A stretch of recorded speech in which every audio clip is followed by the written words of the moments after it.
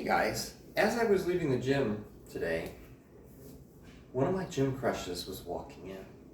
And what I noticed the last time I saw him was he was there with a buddy. And I'm doing my workout. And I saw him like kind of move in my direction. And he was working out with somebody else, but he kind of moved in my direction, and his buddy was giving him this look like, go. And I'm like, what is he doing? And he didn't do it. He didn't do the go part. And I sat there and I'm like, what the hell? Is he like interested in me? And I'm just not sensing it, which I don't. You can literally walk up to me and say, you're fucking hot. And I will say, oh, you're very kind. I don't get it. I worry that, and I've had enough instances where I don't read the situation correctly, that I just don't even try to read it. It's just not worth the effort. So here he is giving me this look like, I kind of want to talk to you, but I don't know what to do. This guy's fucking gorgeous, by the way. And I'm not even kidding. Not even kidding. Oh my God. I have a type, but I haven't, like, what is the word I'm looking for? An alternative type. My type tends to be like bluish gray eyes, like that mousy brown hair, beard, a normal body, like, as in, like, not muscular, but just regular guy on the street. And hair. I love hair. Obviously, I have hair. I play with it a lot. I love it. It's just amazing to have hair. I don't mind people that don't, because then, I eat sushi off their stomachs kind of thing. But it'd be fun. But, generally they have a little bit of hair. And I don't know, alter type is very dark-eyed and very dark hair, but with light skin. It's very weird. This guy that is at the gym that I'm talking about, that's him. And he's just gorgeous. Oh my God, gorgeous. And he sits there and he'll lift his shirt up a little bit so I can see his stomach. And I don't know that he's doing that on purpose, because I don't read people very well in that situation. If you're trying to flirt with me, I'm oblivious, completely oblivious. So he, I saw what he was doing. I'm like, because I always stare at him, because, damn. And today, as I'm leaving the gym, I see this guy walking towards me, and I'm like, mother of God, that guy's hot. And it was him, dressed differently. He was wearing jeans and a shirt that was like he worked for a company shirt. It had like the logo on it and whatnot. And I said hi, and he got this weird big grin on his face and said hi back. And I'm like, wait a minute. Maybe he does like me. I don't know what to do with this information. It'd be nice if I could walk up and say hi to him. I can do that. The thing I'm afraid of in this situation is putting myself out there, because this guy goes to my gym a lot. Putting myself out there to this guy and finding out that I am completely off base.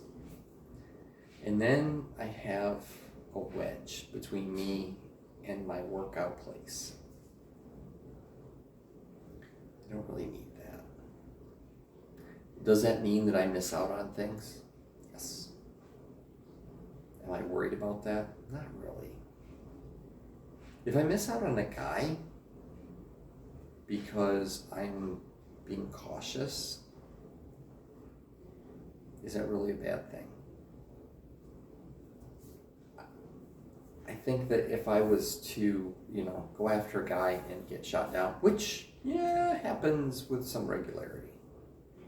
Usually they're like, I really didn't think of you that way. And you're like, dude, you kept asking me to take my shirt off. The fuck am I supposed to... Sorry. What the fuck am I supposed to think? I don't know. And that, if you give off two different vibes to me, you're immediately not my person. So, yeah, that's Blake. Blake got the goodbye. And I'm good with that. Really good with that. His ex was cute, but his ex was the one that kind of looked at me and then turned away. And Blake was one who looked at me and went. And yeah. Don't look at me like I'm cake and then pull it back, because that will set off all the flags and alarms and cause the artillery to come out, because apparently I don't tolerate that very well. But this guy, I'll figure it out. Maybe. Or I won't. Or I'll just walk away. And in any direction I go, it's the correct direction. Because guess what? I made good decisions. Oh my God. I'm sorry. My speech impediment's going to end. I make really good decisions. I got to get a first-hand impression of that today when I was in my meeting. And I just sat there like, why is it that I make such a big deal about stuff that doesn't matter at all? Because I know my stuff. And when I was at the gym and I was telling one of the lady behind the desk about what happened, she's like, people relate to you because you obviously know your shit. And I'm like, yeah, I do. She says, when somebody knows what they're doing, I will follow them. She says, that's what happens with people with you. I'm like, but I'm a screw up. I'm the guy that jokes around about stuff. I'm not the guy that should be leading people. And she's like, yeah, you know what you're doing. You just don't see yourself the same way other people do. And I guess I don't. And I guess that's something I need to work on. Because obviously there are 1,600 people that I work with that my name, when it's written on something, they're afraid to move that part. If it says hold for me, they don't move it. If it says do your job and my signature, they just go, okay, obviously just do that, make that happen. I find that weird. And at the same time, it's kind of empowering. And my bosses don't ask me a lot of questions other than, you are working on this, right? And I'm like, yeah. Or, no, I don't want to. And they're like, please do. And I'm like, oh, fine. Because you asked, I will do it. And then I shine. This is not me being immodest. This is me being just me. I just do what I need to do to make other people's lives okay. Imagine dating this guy.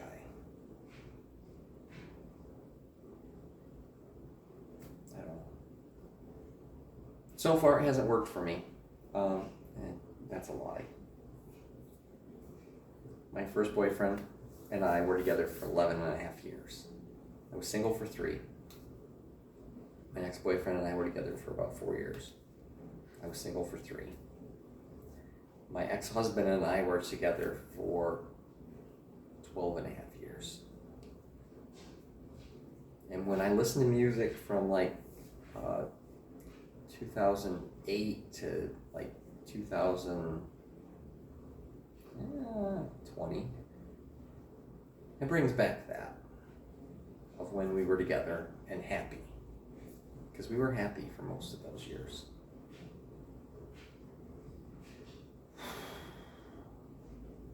Yeah. And I've been single we're on year 3. I need to find a new place to live. This place is expensive as hell. The apartment itself is not that expensive. It is, but it is. Heating this place, on the other hand, is insane. Because apparently they don't like windows that don't like leak heat. And I have to find some place that's like, and I would like some place that's like normal. 900 square feet. It's nice. I have a dining room I never go into, ever. I have my office I live in. I have a living room right there on the other side of that wall. I don't watch TV or go in there. Finding some apartments that are like half the price of this one with a dining nook that I could actually turn into my office like this. Not quite this big, but I don't care. And I can do what I need to do. And that would make me happy.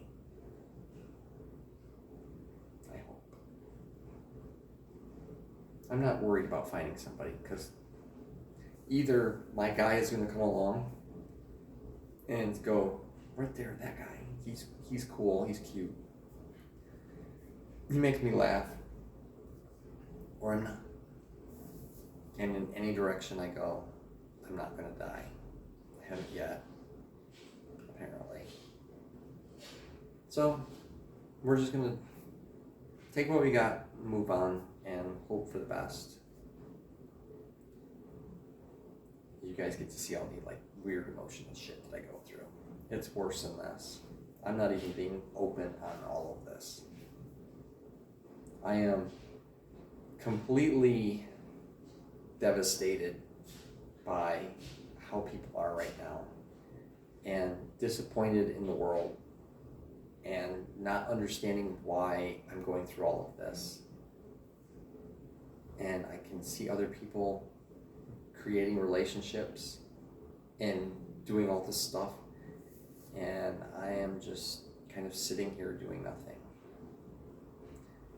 At the same time, I am not willing to lower my standards or accept anything less than the right guy. And I have to kind of continuously remind myself that that's what we're in here for. Not just to be in a relationship, not just for, sex with whoever. Because, dude, Snapchat, oh my God, what the is wrong with you people? My Snapchat is basically a bevy. I don't even know what a bevy represents. Scores upon scores of guys in their 20s and 30s who send me dick pics nonstop. And you sit there and you're like, ooh, and I'm at work. I can't open Snapchat at work. But it's just like, holy crap. This is how you guys are doing your love life. Is just dick pic after dick pic. And it's like, I want to see your eyes and know who you are. And that makes me crazy, I guess, apparently. I love you guys. I love you, dude.